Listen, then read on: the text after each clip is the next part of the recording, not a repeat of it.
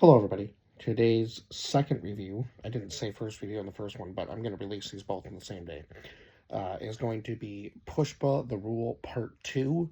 So it looks like Part 3 is coming, and boy, did this movie end on a little bit of a cliffhanger and kind of like a what's going to happen next uh, kind of a thing. Just like I predicted, just like what I said with this film, too. But I did give this a 9 out of 10. Just like the first one, it was thoroughly enjoyable. And yeah, I will say the one thing that really stood out to me on this one compared to the first one was the soundtrack was like uh, much better, or much better than the first film for sure. Not to say the soundtrack in the first movie wasn't good, but this one seemed a little bit more memorable than the first movie for sure. And I know that it looked like T Series was more involved with this movie. I'm not sure if they were involved with the first one, but if you know, T Series is, I think, the most subscribed to channel on YouTube now, if I'm not mistaken, unless somebody else is winning that race, and I just totally have been out of touch with that. But yeah, as far as I know, they are the most subscribed to channel on YouTube. Um, but we will go over the cast list because there was some new people in this movie, obviously. As you probably would guess, that now that Pushpa's in power, he's going to obviously have some new enemies and some new people gunning for him, but also his old enemies from the first movie as well, right? So we had, uh, Alu Arjan, who played Pushpa Raj, Rashmika Mandana, who played Servali, Fahad Fasil, who played Banwar Singh Sakawat, uh, and then Jagapati Babu, who played Kogatam Vera Pratap Reddy. So again, the Reddy family seems to be getting a little bit bigger in this movie, or there's they just seem to be getting a bit bigger. Um, Now I know there's obviously probably like the same with me, like my last name. There's many different families with the same last name, but I think this was all supposed to be sort of within the same family ties anyway. And then we had Rayo Ramesh, who was Boomreddy Sadapa Nadu, who was actually the guy that Pushpa was trying to get into the CM position throughout the movie, so we'll touch on that a little bit more. Sunil, who played Mang- Mangalam Srinu. I always have a hard time with that one. Agodulam Naren, who played CM Narashima Reddy. And then Tarak Ponapa, who played uh, Kogatan Bugai Reddy.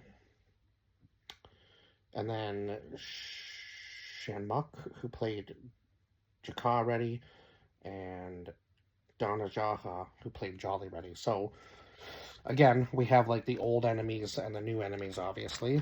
So, we'll go over my notes from this movie. Oh, wow, found the page pretty quickly, actually, this time around. So, I'm proud of myself for that. So, yeah, 9 out of 10 for this movie. So, we actually start out in Yokohama port in Japan. So I guess there's sandalwood being sent there now, and it was absolutely hilarious at the very beginning of the movie. It's kind of like one of those things where we're starting the story out at the very end, almost, and then going back to the beginning, sort of thing. Like we we get the cool action scene at the very beginning of the movie where Pushpa gets shot, and then we kind of go back in time after he wakes up from this nightmare. And I was like, was that whole thing a nightmare, or was he actually there? I was kind of wondering how they were going to tie that in, but they did a good job of, kind of like, it's almost like a breaking the fourth wall type thing where they go back in time, and there was a couple break the fourth wall moments where he was like kind of looking at the camera, like almost interacting with the audience in a sense in this one I found. But so the container says Bolshevin, I think was how it was pronounced upside down, and then, or upside right, I guess.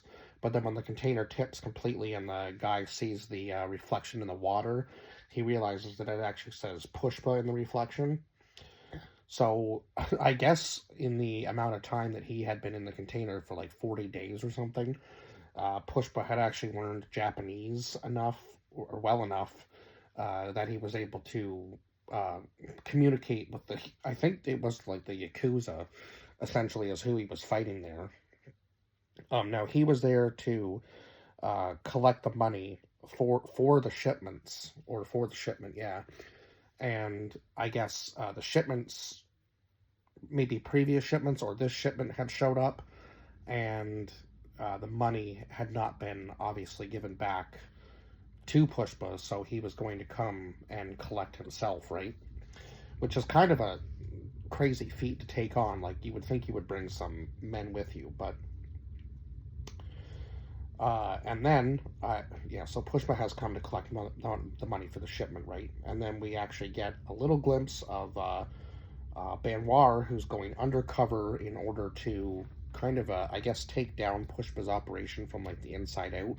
So he actually disguises himself as a worker and decides to go the into the forest, right, where the sandalwood can be found, and actually ends up working for I guess under Pushpa, but then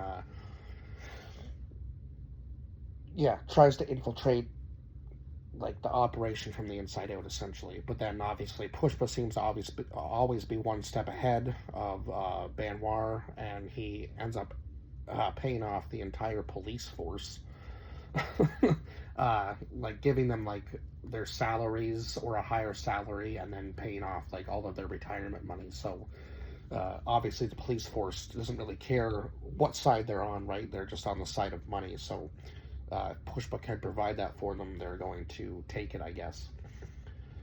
So then we go to New Delhi, where we get Lord Balaji's offering. And I can't remember exactly what I guess I didn't write down what the offering was, but I kind of just like made little side notes of like what happens in those scenes. So Pushpa wants Siddhapa to be the CM of the entire state, so he's trying to make like bigger deals. And I believe that it was 2,000 tons or something that he ends up trying to make this deal for with all of the sandalwood. Now, this guy that he's trying to make this deal with, was that the right? Yeah, in the Maldives, right? And so, yeah, Pushpa at that point says that he's gone international with his operation, and then goes to the Maldives to make a deal with Shiva. Shiva, who thinks that he knows all of the big players in India, where all of the sandalwood comes out of, finds out that Pushpa is actually the one providing even them with enough sandalwood in order to run their own operations. So I guess he knows now that Pushpa's like the big player, right? Now that he's the owner of the syndicate, he can kind of do whatever he wants and make whatever moves he wants. And now he's the biggest fish. So yeah, it's going to be hard to take him down. He's basically controlling the whole Sandalwood Empire, which is crazy considering where he came from, right, from the first movie. Yeah, just being like a low-class citizen to where he is now. He's basically like almost king status at this point. So then Banwar thinks that he's going to, or he starts destroying the Pushpa's supply. So I guess he thinks that if he destroys the supply, that there's not going to be some way for Pushpa to find supply somewhere else. But I feel like, if Pushpa was smart, as soon as they take down a trade, they're probably like planting a new one, right? Essentially, I know they never show that part, but I feel like there's no real shortage of this sandalwood if it can be found. Even if it's only found in one area, I feel like they're finding a way to replenish it all the time, right?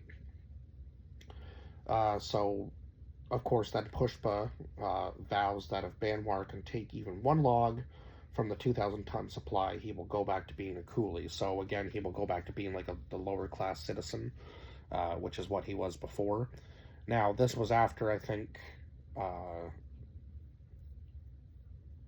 this was after, of course, Pushpa had given like his kind of like weak apology to Banwar. Now I know, obviously, Banwar took it like, oh my God, he's apologized, he's weak again now. But there was never any, weakness supposed to be shown from Pushpa in that apology. And of course, everybody thinks that he's done the right thing for apologizing, but I don't think necessarily that he should have. Just based on Banwar kind of making him like bend the knee to him in the first movie, right? It doesn't really make a lot of sense that Pushpa would go and apologize for all of the back and forth they've had now. So, of course, Banwar is trying to close all of the checkposts down, so he closes the Nayularparam checkpost, the B. Kandraga checkpost, the Varadalai Palam checkpost, and the Thada checkpost. So he thinks that he's shut down any way that Pushpa can get the supply past the border, I guess, is what they're trying to do. Now Pushpa is moving the supply through the river as it is the low season, right? So yeah, it was kind of funny. Like Banwar throws the bottle into the river and it smashes, and he goes, "What was that sound? Like there should be water flowing, right?"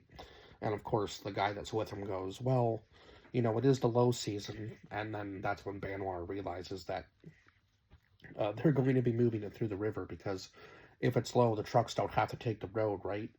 And they then open the dam and drown all of the cop cars that are chasing them. So it was just such a cool thing to see. Like Pushpa's always like one step ahead when he's coming to thinking about how he's going to transport and what routes he can take, for sure. And he even tricks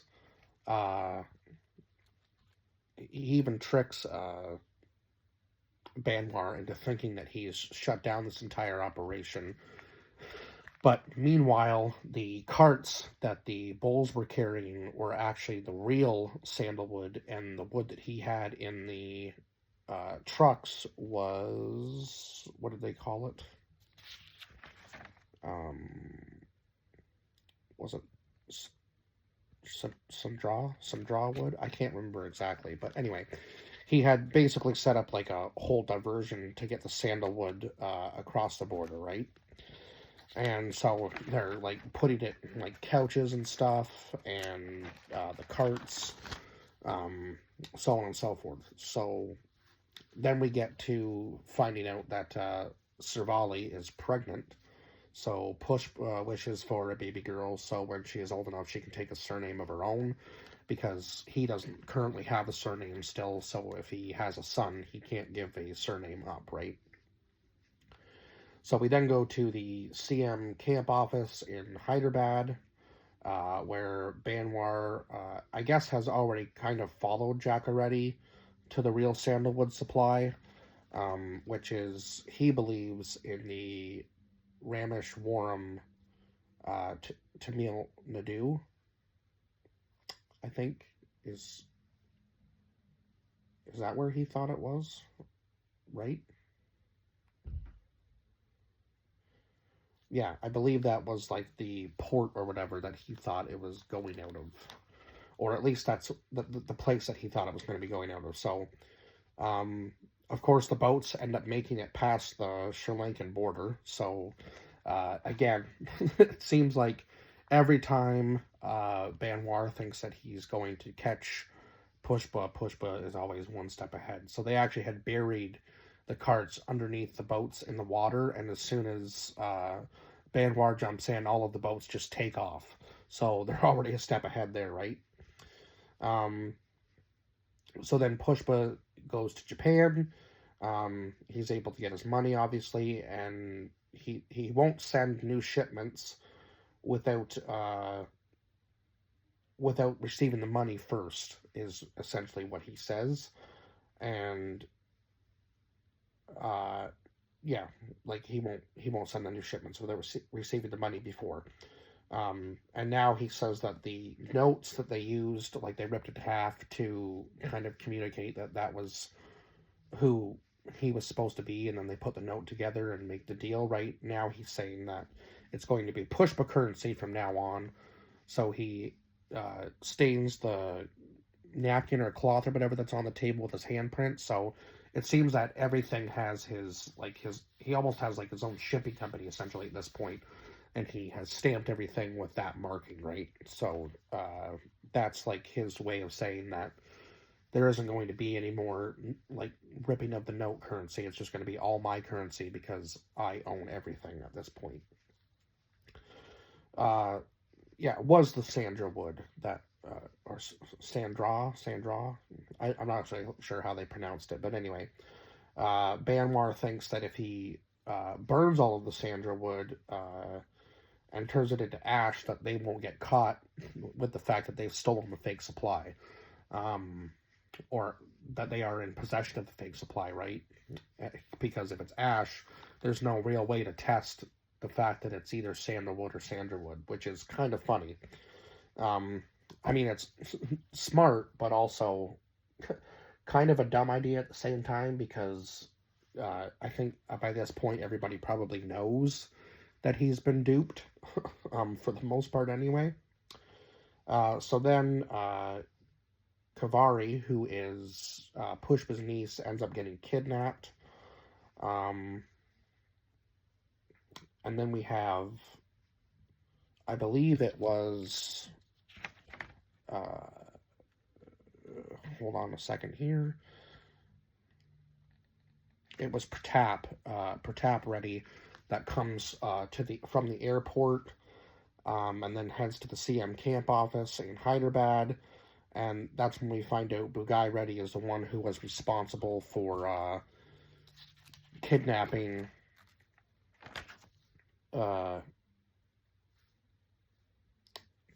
Kavari, right? And I guess he had been charged with some pretty serious crimes, but I guess his crew bailed him out. So now he's out and about on the streets again, and I won't tell you those crimes because it's not something you should ever be out for, as far as I'm concerned. But yeah, it was nothing good. Let's just say that much.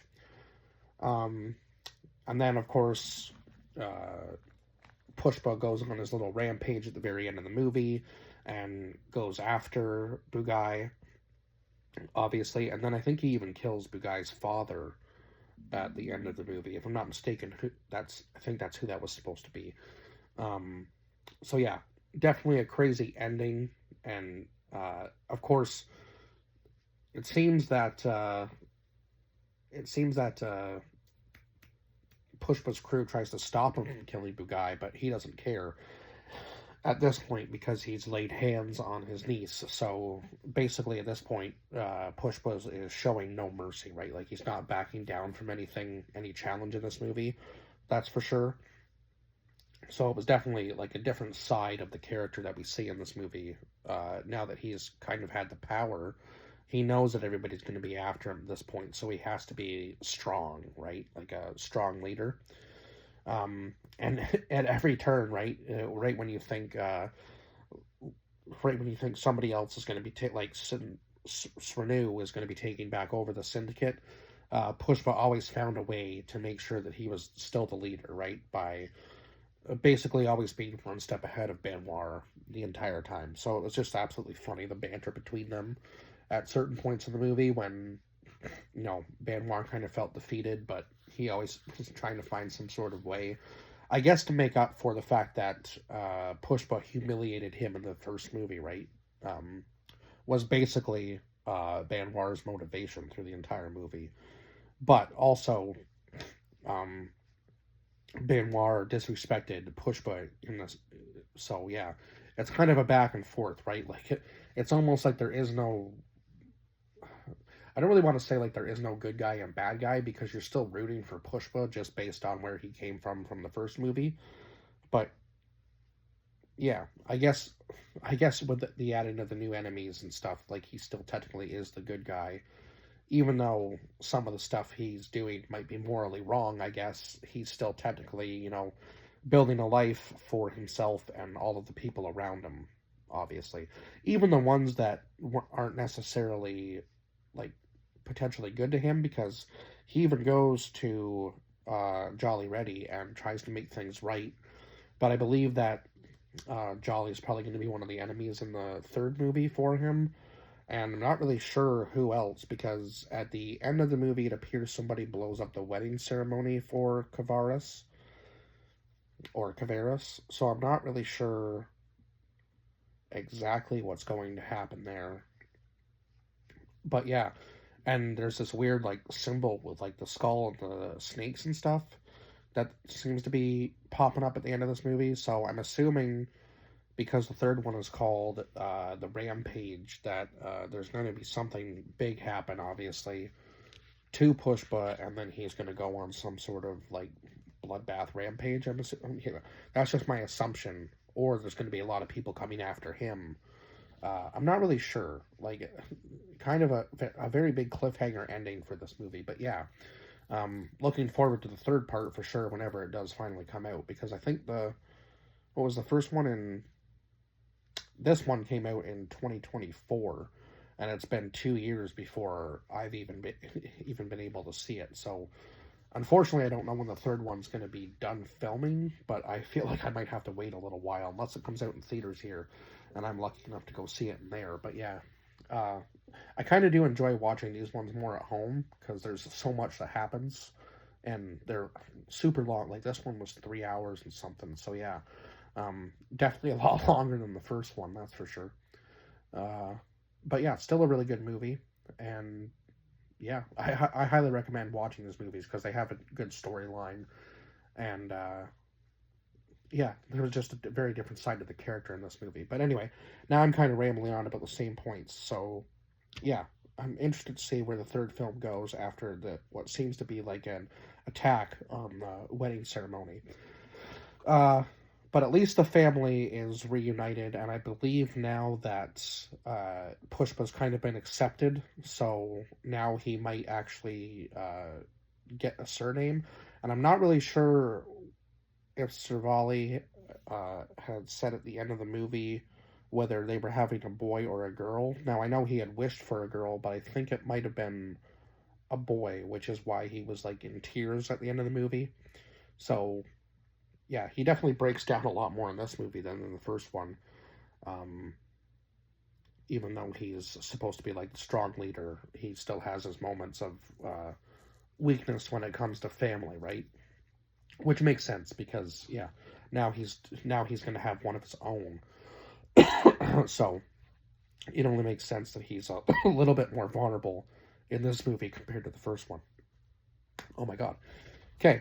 Anyway, 9 out of 10 for this movie, and I will see you guys in the next review. Bye bye for now.